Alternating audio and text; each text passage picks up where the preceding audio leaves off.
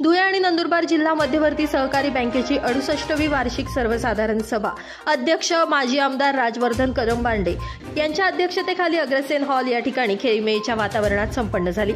यावेळी कदमबांडे यांनी शेतकरी आणि ठेवीदारांनी बँकेवर दाखवलेल्या दृढ विश्वासामुळेच सहकार क्षेत्रात अनेक अडचणी असतानाही आपली बँक प्रगतीपथावर असल्याचं प्रतिपादन केलं। सभासदांच्या वेळेवर कर्ज परतफेडीमुळे बँकेची आर्थिक स्थिती भक्कम असून बँकेने उद्दिष्टाहून अधिक कर्ज वाटप करून शेतकऱ्यांना मोठा आधार दिलाय असंही ते म्हणाले। या सभेला आमदार चंद्रकांत रघुवंशी, आमदार आमशा पाडवी यांच्यासह संचालक मंडळ, विविध कार्यकारी सोसायट्यांचे चेअरमन, ठेवीदार आणि सभासद मोठ्या संख्येने उपस्थित होते। प्राध्यापक शरद पाटील यांनी आपल्या मनोगतातून कदमबांडे यांच्या नेतृत्वाचं कौतुक करत सभासदांच्या सहकार्यामुळेच बँक नावारूपाला येत असल्याचं सांगितलं। बँकेच्या वर्षभरातील कामकाजाचा लेखाजोखा यावेळी सादर करण्यात आला, ज्याला सर्वानुमते संमती देण्यात आली। Bureau report, Lumbini news, Dhule.